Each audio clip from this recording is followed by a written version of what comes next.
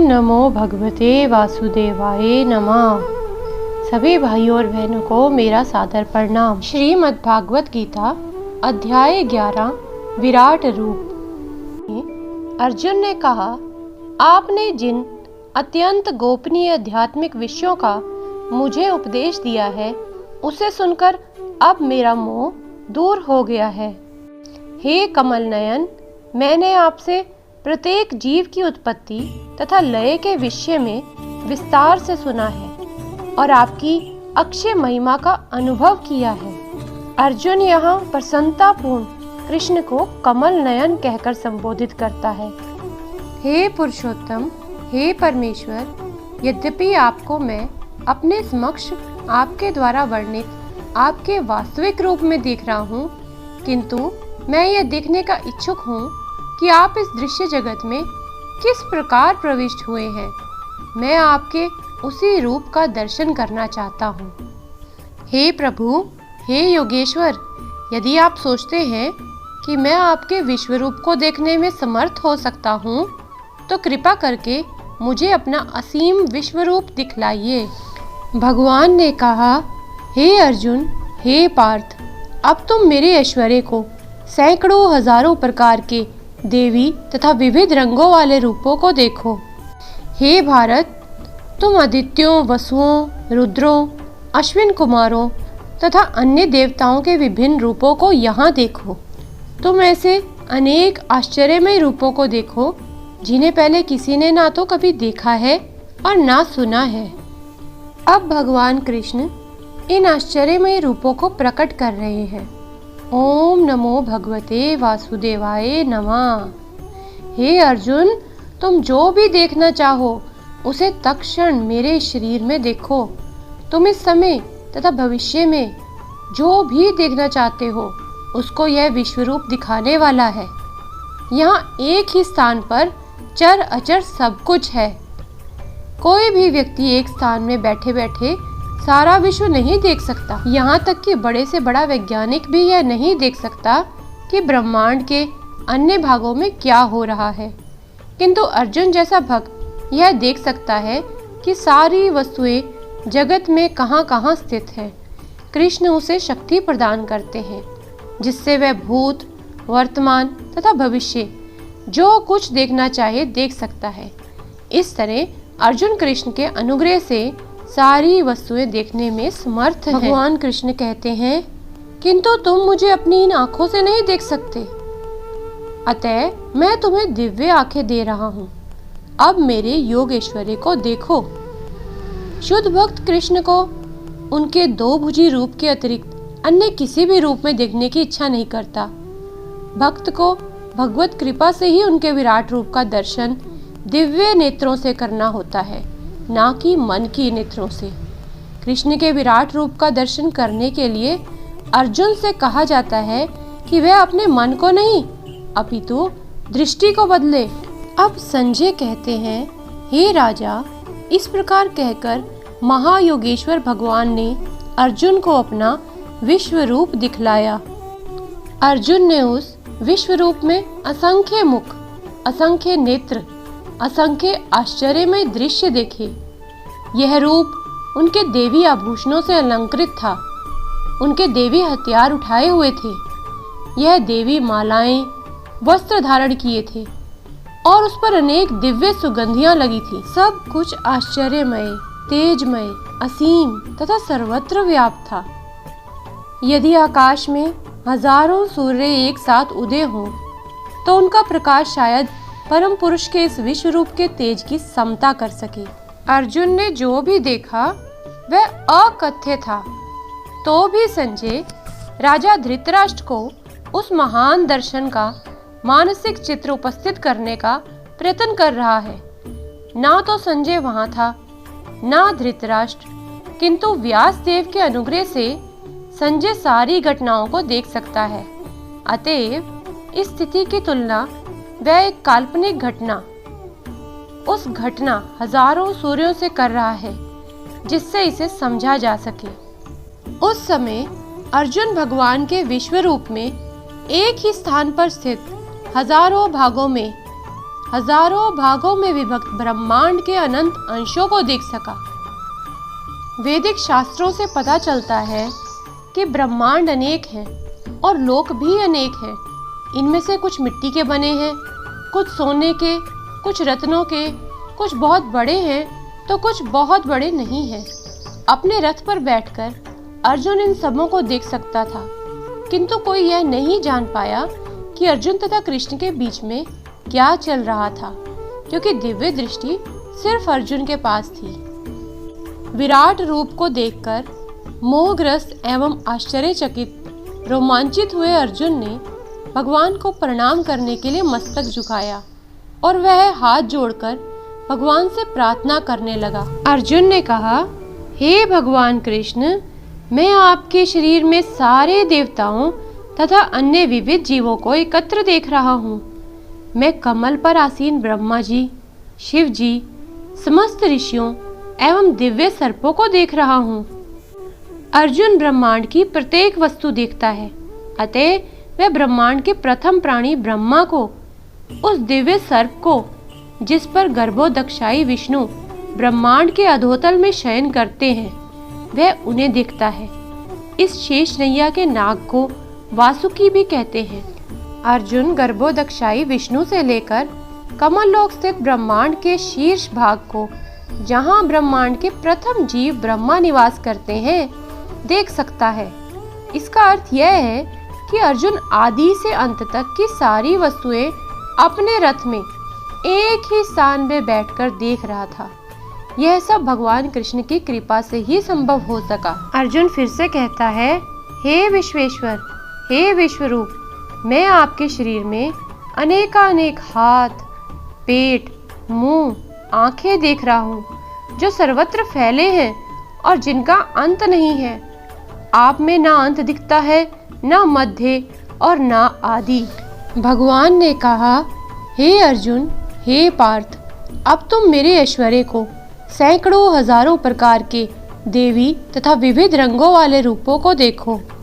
हे भारत, तुम आदित्यों, वसुओं, रुद्रों, अश्विन कुमारों तथा अन्य देवताओं के विभिन्न रूपों को यहाँ देखो। तुम ऐसे अनेक आश्चर्यमय रूपों को देखो जिन्हें पहले किसी ने ना देखा हो और ना ही सुना हो। आप इस ब्रह्मांड के परम आधार हैं। आप अव्यय तथा पुराण पुरुष हैं। आप सनातन धर्म के पालक भगवान हैं। यही मेरा मत है। सनातने त्वम पुरुषे मत में। आप सनातन धर्म के पालक भगवान हैं। यही मेरा मत है। आप आदि, मध्य तथा अंत से रहित हैं। आपका यश अनंत है। आपकी असंख्य भुजाएं हैं और सूर्य तथा चंद्रमा आपकी आंखें हैं। मैं आपके मुख से प्रज्वलित अग्नि निकलते और आपके तेज से इस संपूर्ण ब्रह्मांड को जलते हुए देख रहा हूँ। यद्यपि आप एक हैं, किंतु आप आकाश तथा सारे लोकों एवं उनके बीच के समस्त अवकाश में व्याप्त हैं। हे महापुरुष, आपके इस अद्भुत तथा भयानक रूप को देखकर सारे लोक भयभीत हैं। लोकत्रयम् प्रव्यथितं महाआत्मनम्। इस श्लोक में धरती तथा आकाश के बीच का स्थान, धाव आ पृथ्व्यो तथा लोकत्रयम्, तीनों संसार, यह महत्वपूर्ण शब्द है, क्योंकि ऐसा लगता है कि न केवल अर्जुन ने इस विश्व रूप को देखा, बल्कि अन्य लोकों के वासियों ने भी इसे देखा। अर्जुन द्वारा विश्व रूप का दर्शन स्वप्न न था। भगवान ने जिन जिन को दिव्य दृष्टि प्रदान की, उन्होंने युद्ध क्षेत्र में उस विश्व रूप को देखा। देवों का सारा समूह आपकी शरण ले रहा है और आप में प्रवेश कर रहा है। उनमें से कुछ अत्यंत भयभीत होकर हाथ जोड़े आपकी प्रार्थना कर रहे हैं। महर्षियों तथा सिद्धों के समूह कल्याण हो, यह कहकर वैदिक स्रोतों का पाठ करते हुए आपकी स्तुति कर रहे हैं। यानी समस्त लोगों के देवता विश्व रूप की भयानकता तथा प्रदीप्त तेज से इतने भयभीत थे कि वे रक्षा के लिए प्रार्थना करने लगे। रुद्र आदित्य वसवो ये च साध्या। शिव के विविध रूप आदित्य गण, वसु, साध्य, विश्वदेव, दोनों अश्विन कुमार, मरुदगण, पितृगण, गंधर्व, यक्ष, असुर, सिद्धदेव सभी आपको आश्चर्यपूर्वक देख रहे हैं। हे महाबाहु, आपके इस अनेक मुख, नेत्र, बाहु, जंघा, पांव, पेट, भयानक दांतों वाले विराट रूप को देखकर देवतागण सहित सभी लोग अत्यंत विचलित हैं और उन्हीं की तरह मैं भी हूँ।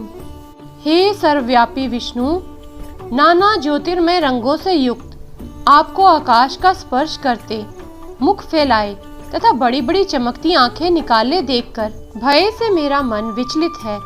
मैं ना तो धैर्य धारण कर पा रहा हूँ, ना मानसिक संतुलन ही पा रहा हूँ। हे देवेश, हे जगन निवास, आप मुझ पर प्रसन्न हो। मैं इस प्रकार से आपके परले अग्नि स्वरूप मुखों को तथा विकराल दांतों को देखकर अपना संतुलन नहीं रख पा रहा। मैं सब ओर से मोहग्रस्त हो रहा हूँ। धृतराष्ट्र के सारे पुत्र अपने समस्त सहायक राजाओं सहित तथा भीष्म, द्रोण, कर्ण एवं हमारे प्रमुख योद्धा भी आपके विकराल मुख में प्रवेश कर रहे हैं। उनमें से कुछ के शिरों को तो मैं आपके दांतों के बीच चूर्णित हुआ देख रहा हूँ। यहाँ अर्जुन देख रहा है कि विपक्ष के नेता भीष्म, द्रोण, कर्ण, धृतराष्ट्र के सारे पुत्र तथा उनके सैनिक और अर्जुन के भी सैनिक विनिष्ट हो रहे हैं। यह इसका संकेत है कि कुरुक्षेत्र में एकत्र समस्त व्यक्तियों की मृत्यु के बाद अर्जुन विजयी होगा। यहाँ यह भी उल्लेख है कि भीष्म भी, जिन्हें अजय माना जाता है, ध्वस्त हो जाएंगे। वही गति कर्ण की होनी है। न केवल विपक्ष के भीष्म जैसे महान योद्धा विनिष्ट हो जाएंगे, अपितु अर्जुन के पक्ष वाले कुछ महान योद्धा भी नष्ट हो जाएंगे। जिस प्रकार नदियों की अनेक तरंगे समुद्र में प्रवेश करती हैं, उसी प्रकार ये समस्त महान योद्धा भी आपके प्रज्वलित मुखों में प्रवेश कर रहे हैं। हे प्रभु, मैं समस्त लोगों को पूर्ण वेग से आपके मुख में उसी प्रकार प्रविष्ट होते देख रहा हूँ, जिस प्रकार पतंगे अपने विनाश के लिए प्रज्वलित अग्नि में कूद पड़ते हैं। हे विष्णु, मैं देखता हूँ कि आप अपने प्रज्वलित मुखों से सभी दिशाओं के लोगों को निगले जा रहे हैं। आप सारे ब्रह्मांड को अपने तेज से आपूरित करके अपनी विकराल झुलसती किरणों सहित प्रकट हो रहे हैं। हे देवेश, कृपा करके मुझे बतलाइए कि इतने उग्र रूप में आप कौन हैं। मैं आपको नमस्कार करता हूँ। कृपा करके मुझ पर प्रसन्न हो। आप आदि भगवान हैं। मैं आपको जानना चाहता हूँ, क्योंकि मैं नहीं जान पा रहा हूँ कि आपका प्रयोजन क्या है। श्री भगवान ने कहा, काल अस्मि लोकक्षय कृते प्रवृत्तये लोकान् समाहर्तुम् इह प्रवृत्तये ऋतु अपि त्वां न भविष्यन्ति सर्वे ये अवस्थिता प्रति अनिकेषु योद्धा। समस्त जगतों को विनिष्ट करने वाला काल मैं हूँ, काल अस्मि, और मैं यहाँ समस्त लोगों का विनाश करने के लिए आया हूँ। क्षय कृते, तुम्हारे सिवा, पांडवों के सिवा दोनों पक्षों के सारे योद्धा मारे जाएंगे। कठोपनिषद में लिखा है, यस्य ब्रह्म च क्षत्रम च उभे भवत ओदने मृत्योरस्य योपसेचनम का इथा वेद यत्र से। अंततः सारे ब्राह्मण, क्षत्रिय तथा अन्य सभी परमेश्वर द्वारा काल कवलित होते हैं। परमेश्वर का यह रूप सबका भक्षण करने वाला है, और यहाँ पर कृष्ण अपने को सर्वभक्षी काल के रूप में प्रस्तुत करते हैं। केवल कुछ पांडवों के अतिरिक्त युद्ध भूमि में आए सभी लोग उनके द्वारा भक्षित होंगे। अर्जुन लड़ने के पक्ष में नहीं था। वह युद्ध ना करना श्रेयस्कर समझता था, क्योंकि तब किसी प्रकार की निराशा न होती। किंतु भगवान का उत्तर यह है कि यदि वह नहीं लड़ता तो भी सारे लोग उनके ग्रास बनते, क्योंकि यही उनकी इच्छा है। यदि अर्जुन नहीं लड़ता तो वह सब अन्य विधि से मरते। मृत्यु को रोका नहीं जा सकता, चाहे वह लड़े या नहीं। वस्तुतः वह पहले से ही मृत्य हैं। काल विनाश है और परमेश्वर की इच्छा अनुसार सारे संसार को विनिष्ट होना है। यही प्रकृति का नियम है। तस्मात् त्वम् उत्तिष्ठ यश लभस्य जित्वा शत्रुन् भुङ्क्षवे राज्यम समृद्धम मया। अतः उठो, लड़ने के लिए तैयार हो और यश अर्जित करो। अपने शत्रुओं को जीतकर संपन्न राज्य का भोग करो। ये सब मेरे द्वारा पहले ही मारे जा चुके हैं। और हे सव्यसाची, तुम तो युद्ध में केवल निमित्त मात्र हो सकते हो। सव्यसाची का अर्थ है वह जो युद्ध भूमि में अत्यंत कौशल के साथ तीर छोड़ सके। इस प्रकार अर्जुन को एक पटु योद्धा के रूप में संबोधित किया है, जो अपने शत्रुओं को तीर से मारकर मौत के घाट उतार सकता है। निमित्त मात्रम, केवल कारण मात्र। संसार भगवान की इच्छा अनुसार गतिमान है। अल्पज्ञ पुरुष सोचते हैं कि यह प्रकृति बिना किसी योजना के गतिशील है और सारी सृष्टि आकस्मिक ही है। अर्जुन युद्ध करने से मना कर रहा था, किंतु उसे बताया गया कि परमेश्वर की इच्छा अनुसार उसे लड़ना होगा, तभी वह सुखी होगा। यदि कोई कृष्ण भावना अमृत से पूरित हो और उसका जीवन भगवान की दिव्य सेवा में अर्पित हो, तो समझो कि वह कृतार्थ है। भगवान कहते हैं, द्रोणम च भीष्म च जयद्रथम च कर्णम तथा अन्यान अपि युद्ध वीरान मया हतान। द्रोण, भीष्म, जयद्रथ, कर्ण तथा अन्य महान योद्धा पहले ही मेरे द्वारा मारे जा चुके हैं। अतः तुम उनका वध करो और तनिक भी विचलित ना हो। तुम केवल युद्ध करो। युद्ध में तुम अपने शत्रुओं को परास्त करोगे। प्रत्येक योजना भगवान द्वारा बनती है, किंतु वे अपने भक्तों पर इतने कृपालु रहते हैं कि जो भक्त उनकी इच्छा अनुसार उनकी योजना का पालन करते हैं, उन्हें ही वे उसका श्रेय देते हैं। अतः जीवन को इस प्रकार गतिशील होना चाहिए कि प्रत्येक व्यक्ति कृष्ण भावना अमृत में कर्म करे और गुरु के माध्यम से भगवान को जाने। भगवान की योजनाएं उन्हीं की कृपा से समझी जाती हैं और भक्तों की योजनाएं उनकी ही योजनाएं हैं। मनुष्य को चाहिए कि ऐसी योजनाओं का अनुसरण करे और जीवन संघर्ष में विजयी बने। यहाँ पर अर्जुन यह समझ पाता है कि जब युद्ध निश्चित रूप से होना था, तो अंतरिक्ष से अनेक देवता, सिद्ध तथा उच्चतर लोकों के बुद्धिमान प्राणी युद्ध को देख रहे थे, क्योंकि युद्ध में कृष्ण उपस्थित थे। जब अर्जुन ने भगवान का विश्व रूप देखा तो देवताओं को आनंद हुआ, किंतु अन्य लोग जो असुर तथा नास्तिक थे, भगवान की प्रशंसा सुनकर सहन न कर सके। वे भगवान के विनाशकारी रूप से डरकर भाग गए। भक्तों तथा नास्तिकों के प्रति भगवान के व्यवहार की अर्जुन द्वारा प्रशंसा की गई है। भक्त प्रत्येक अवस्था में भगवान का गुणगान करता है, क्योंकि वह जानता है कि वे जो कुछ भी करते हैं वे सबों के हित में है। अर्जुन ने कहा, हे महात्मा, आप ब्रह्मा से भी बढ़कर हैं। आप आदि सृष्टा हैं, तो फिर वे आपको सादर नमस्कार क्यों ना करें। हे अनंत, हे देवेश, हे जगत निवास, आप परम स्रोत अक्षर, कारणों के कारण तथा इस भौतिक जगत से परे हैं।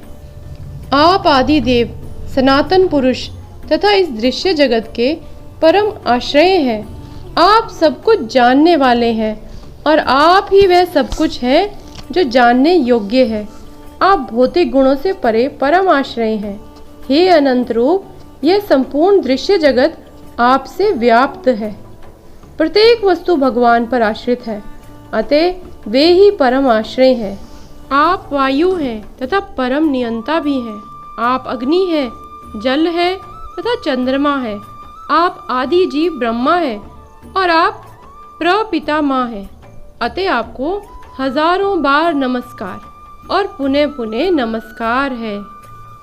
मैं आपको चारों ओर से नमस्कार करता हूँ। हे असीम शक्ति, आप अनंत पराक्रम के स्वामी हैं। आप सर्वव्यापी हैं, अतः आप सब कुछ हैं। आपको अपना मित्र मानते हुए मैंने हठपूर्वक आपको हे कृष्ण, हे यादव, हे सखा जैसे संबोधनों से पुकारा है, क्योंकि मैं आपकी महिमा को नहीं जानता था। मैंने मूर्खतावश या प्रेमवश जो कुछ भी किया है, कृपया उसके लिए मुझे क्षमा कर दें। यही नहीं, मैंने कई बार आराम करते समय, एक साथ लेटे हुए या साथ साथ खाते या बैठे हुए भी, कभी अकेले तो कभी अनेक मित्रों के समक्ष आपका अनादर किया है। हे अच्युत, मेरे इन समस्त अपराधों को क्षमा करें। आप इस चर तथा अचर संपूर्ण दृश्य जगत के जनक हैं। आप परम पूज्य महान आध्यात्मिक गुरु हैं। ना तो कोई आपके तुल्य है, ना ही कोई आपके समान हो सकता है। हे अतुल शक्ति वाले प्रभु, भला तीनों लोकों में आपसे बढ़कर कोई कैसे हो सकता है। आप प्रत्येक जीव द्वारा पूजनीय भगवान हैं। अतः मैं गिरकर सादर प्रणाम करता हूँ और आपकी कृपा की याचना करता हूँ।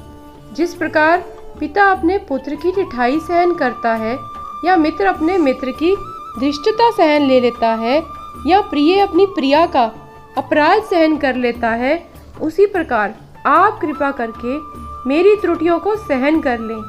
कृष्ण के भक्त उनके साथ विविध प्रकार के संबंध रखते हैं। कोई कृष्ण को पुत्रवत, कोई पति रूप में, कोई मित्र रूप में, या कोई स्वामी के रूप में मान सकता है। कृष्ण और अर्जुन का संबंध मित्रता का है। जिस प्रकार पिता, पति, स्वामी सब अपराध सहन कर लेते हैं, उसी प्रकार कृष्ण सहन करते हैं। पहले कभी ना देखे गए आपके इस विराट रूप का दर्शन करके मैं पुलकित हो रहा हूँ, किंतु साथ ही मेरा मन भयभीत हो रहा है। अतः आप मुझ पर कृपा करें और हे देवेश, हे जगत निवास, अपना पुरुषोत्तम भगवत स्वरूप पुनः दिखाएं। हे विराट रूप, हे सहस्त्रभुज भगवान, मैं आपके मुकुटधारी चतुर्भुज रूप का दर्शन करना चाहता हूँ, जिसमें आप अपने चारों हाथों में शंख, चक्र, गदा तथा पद्म धारण किए हुए हो। मैं उसी रूप को देखने की इच्छा करता हूँ। भगवान ने कहा, हे अर्जुन, मैंने प्रसन्न होकर अपनी अंतरंग शक्ति के बल पर तुम्हें इस संसार में अपने इस परम विश्वरूप का दर्शन कराया है। इसके पूर्व अन्य किसी ने इस असीम तथा तेजोमय आदि रूप को कभी नहीं देखा था। हे कुरुश्रेष्ठ, तुमसे पूर्व मेरे इस विश्वरूप को किसी ने नहीं देखा, क्योंकि मैं ना तो वेद अध्ययन के द्वारा, ना यज्ञ, दान, पुण्य या कठिन तपस्या के द्वारा इस रूप में इस संसार में देखा जा सकता हूँ। तुम मेरे इस भयानक रूप को देखकर अत्यंत विचलित एवं मोहित हो गए हो। अब इसे समाप्त करता हूँ। हे मेरे भक्त, तुम समस्त चिंताओं से पुनः मुक्त हो जाओ। तुम शांत चित्त से अब अपना इच्छित रूप देख सकते हो। भगवत गीता के प्रारंभ में अर्जुन अपने पूज्य पितामह भीष्म तथा गुरु द्रोण के वध के विषय में चिंतित था, किंतु कृष्ण ने कहा कि उसे अपने पितामह का वध करने से डरना नहीं चाहिए। जब कौरवों की सभा में धृतराष्ट्र के पुत्र द्रौपदी को विवस्त्र करना चाह रहे थे, तो भीष्म तथा द्रोण मौन थे। अतः कर्तव्य विमुख होने के कारण इनका वध होना चाहिए। कृष्ण ने अर्जुन को अपने विश्वरूप का दर्शन यह दिखाने के लिए कराया था कि ये लोग अपने कुकृत्यों के कारण पहले ही मारे जा चुके हैं। यह दृश्य अर्जुन को इसलिए दिखाया गया क्योंकि भक्त शांत होते हैं और ऐसे जघन्य कर्म नहीं कर सकते। विश्वरूप प्रकट करने का अभिप्राय स्पष्ट हो चुका था। अब अर्जुन कृष्ण के चतुर्भुज रूप को देखना चाह रहा था, अतः उन्होंने यह रूप दिखाया। भक्त कभी भी विश्वरूप देखने में रुचि नहीं लेता, क्योंकि इससे प्रेमानुभूति का आदान प्रदान नहीं हो सकता। यहाँ संजय ने धृतराष्ट्र से कहा, अर्जुन से इस प्रकार कहने के बाद भगवान कृष्ण ने अपना असली चतुर्भुज रूप प्रकट किया और अंत में 2 भुजाओं वाला अपना रूप प्रदर्शित करके भयभीत अर्जुन को धैर्य बंधाया। जब अर्जुन ने कृष्ण को उनके आदि रूप में देखा तो कहा, हे जनार्दन, आपके इस अतीव सुंदर मानवीय रूप को देखकर मैं अब स्थिर चित्त हूँ और मैंने अपनी प्राकृतिक अवस्था प्राप्त कर ली है। यहाँ श्री भगवान ने कहा, हे अर्जुन, तुम मेरे जिस रूप को इस समय देख रहे हो उसे देख पाना अत्यंत दुष्कर है। यहाँ तक कि देवता भी इस अत्यंत प्रिय रूप को देखने की ताक में रहते हैं। तुम अपने दिव्य नेत्रों से जिस रूप का दर्शन कर रहे हो उसे ना तो वेदाध्ययन से, ना ही कठिन तपस्या से, न दान से, न पूजा से ही जाना जा सकता है, क्योंकि इन साधनों के द्वारा मुझे मेरे रूप में नहीं देख सकता। भगवान कृष्ण पहले अपनी माता देवकी तथा पिता वसुदेव के समक्ष चतुर्भुज रूप में प्रकट हुए थे और तब उन्होंने अपना द्विभुज रूप धारण किया था। जो लोग नास्तिक हैं या भक्ति विहीन हैं, उनके लिए इस रहस्य को समझ पाना अत्यंत कठिन है। जिन विद्वानों ने केवल व्याकरण विधि से या कोरी शिक्षा योग्यताओं के आधार पर वैदिक साहित्य का अध्ययन किया है, वे कृष्ण को नहीं समझ सकते। वे भले ही वहां जाते रहें, मंदिरों में पूजा करते रहें, वे कृष्ण के असली रूप को नहीं समझ सकेंगे। कृष्ण को तो केवल भक्ति मार्ग से समझा जा सकता है, जैसा कि भगवान कृष्ण ने स्वयं बताया है। हे अर्जुन, केवल अनन्य भक्ति द्वारा मुझे उस रूप में समझा जा सकता है जिस रूप में मैं तुम्हारे समक्ष खड़ा हूँ, और इसी प्रकार मेरा साक्षात दर्शन भी किया जा सकता है। केवल इसी विधि से तुम मेरे ज्ञान के रहस्य को पा सकते हो। हे अर्जुन, जो व्यक्ति सकाम कर्मों तथा मनोधर्म के कलमश से मुक्त होकर मेरी शुद्ध भक्ति में तत्पर रहता है, जो मेरे लिए ही कर्म करता है, जो मुझे ही जीवन लक्ष्य समझता है और जो प्रत्येक जीवन से मैत्री भाव रखता है, वह निश्चय ही मुझे प्राप्त करता है। ब्रह्म संहिता में कहा गया है कि जो प्रेम या भक्ति भाव से भगवान कृष्ण के श्याम सुंदर रूप के प्रति आसक्त है, वे सदैव उन्हें अपने हृदय में देख सकते हैं। अतः मनुष्य को समझ लेना चाहिए कि इस 11वें अध्याय का तात्पर्य यही है कि कृष्ण का रूप ही सर्वोपरि है एवं परम सार है। इस प्रकार श्रीमद् भगवद गीता के 11वें अध्याय विराट रूप का भक्ति वेदांत तात्पर्य पूर्ण हुआ। ओम नमो भगवते वासुदेवाय।